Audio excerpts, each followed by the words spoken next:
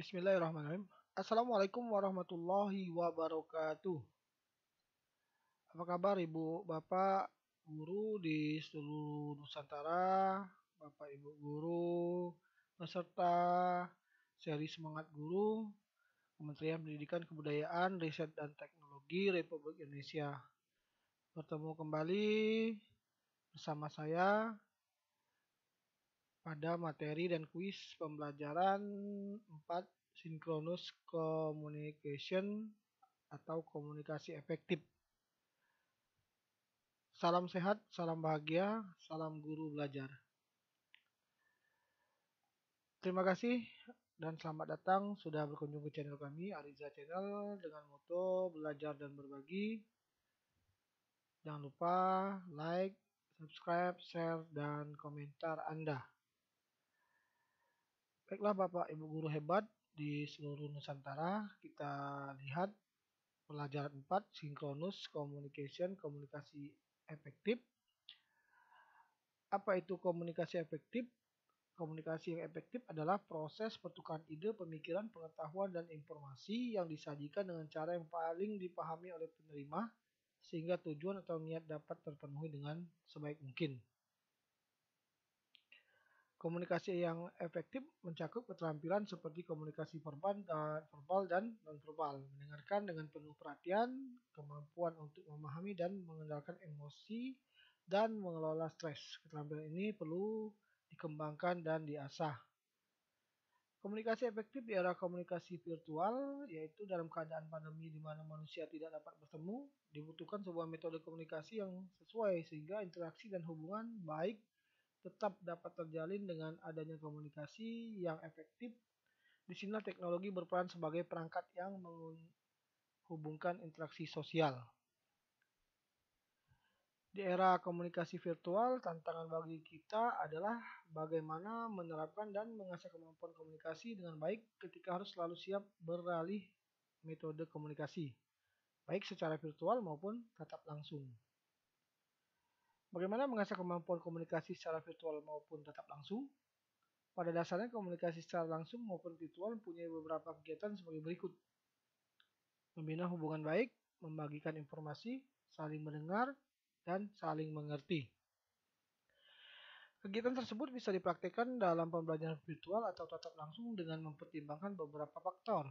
Keadaan, perasaan atau emosi, kebutuhan, permintaan berdasarkan perasaan, dan kebutuhan. Dengan menyadari beberapa faktor-faktor di atas, komunikasi akan selalu dilakukan dengan sebuah kesadaran akan sebuah tujuan yang ingin dicapai secara bertahap untuk kemampuan komunikasi yang selalu berkembang dan lebih baik. Komunikasi dan teknologi. Teknologi adalah sarana untuk mempraktikkan kesadaran untuk berkomunikasi di masa yang terus berkembang dan seringkali tidak menentu. Teknologi adalah alat untuk menguji ketangguhan kita untuk terus memperbaiki metode komunikasi yang dibutuhkan. Tetapi apapun gawai yang kita gunakan, alat yang paling canggih adalah kemampuan non-teknis diri sendiri yang senantiasa kita kembangkan sesuai dengan kemajuan zaman. Baiklah Bapak Ibu semuanya, kita masuk ke bagian berikutnya yaitu kuis penilaian awal pelajaran 4, Communication, komunikasi efektif. Kita langsung saja ke soal nomor 1. Dalam komunikasi terjadi pertukaran yang pasti informasi. Soal nomor 2, komunikasi efektif tercapai ketika pesan yang disampaikan dapat dimengerti oleh lawan bicara.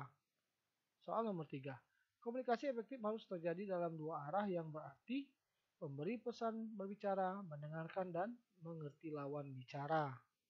Soal nomor 4, tujuan mendengar lawan bicara adalah untuk mengerti lawan bicara. Soal nomor 5, ketika Ibu Sophia bertemu dengan orang tua siswa, ia tersenyum sambil menganggukkan kepala. Komunikasi yang diberikan Ibu Sophia kepada orang tua tersebut merupakan jenis komunikasi nonverbal. Soal nomor 6, faktor utama untuk memahami lawan bicara dalam komunikasi sehingga tercipta sebuah hubungan yang baik adalah empati. Nomor 7, berikut ini adalah contoh komunikasi efektif, kecuali pesan diterima sebagai bentuk penghormatan kepada sang komunikator kemudian disebarluaskan. Soal nomor 8. Dalam komunikasi virtual berikut ini yang dapat membantu terciptanya komunikasi yang efektif kecuali teknologi komunikasi yang canggih. Soal nomor 9. Dalam komunikasi efektif untuk membina hubungan yang baik berdasarkan teori non-violence communication, berikut ini pola pikir yang harus difokuskan, yaitu fokus untuk mengetahui kebutuhan kita dan orang lain. Soal nomor 10. Apa yang harus ditentukan di awal ketika ingin menyusun strategi komunikasi yang efektif di sekolah dalam konteks pembelajaran jarak jauh atau tatap muka? Jawabannya adalah alasan dan tujuan komunikasi. Soal nomor 11. Manakah yang termasuk dalam pedoman dalam menulis komunikasi yang tepat, relevan dan berguna bagi siswa online? Bersikap jelas. Soal nomor 12. Berikut ini adalah pedoman yang dapat digunakan untuk membantu Anda menulis komunikasi yang tepat, relevan, dan berguna bagi siswa online Anda kecuali detail, lengkap, dan tertata. Soal nomor 13. Tujuan merencanakan kapan dan mengapa kita harus berkomunikasi dengan siswa online adalah cara untuk memastikan bahwa Anda dapat memberikan siswa Anda komunikasi yang bermakna, tepat waktu, dan konsisten. Soal nomor 14. Pesan Anda kepada siswa tidak hanya harus singkat, tapi juga jelas, hingga tidak menimbulkan kebingungan di pihak siswa. Ini merupakan definisi dari pendek namun efektif. Soal terakhir, soal nomor 15. Hal apa yang tidak dapat dimaksimalkan dalam komunikasi virtual yang efektif? Yaitu penggunaan bahasa tubuh. Ya, demikianlah Bapak Ibu guru belajar dan Bapak Ibu yang belum mengikuti guru belajar seri Semangat Guru pelajaran 4 asynchronous communication, komunikasi efektif. Terima kasih atas perhatiannya, mohon maaf atas segala kekurangan. Jangan lupa pantau terus channel kami, Ariza Channel, yang menayangkan video-video tentang pendidikan, kemudian program-program kegiatan Kemdikbud, dan lain sebagainya. Baiklah, kita bisa berjumpa kembali pada video-video selanjutnya. Sekali lagi kami ucapkan terima kasih. Saya akhiri, wabillahi taufiq wal hidayah. Wassalamualaikum warahmatullahi wabarakatuh. Sampai jumpa lagi pada video-video saya selanjutnya.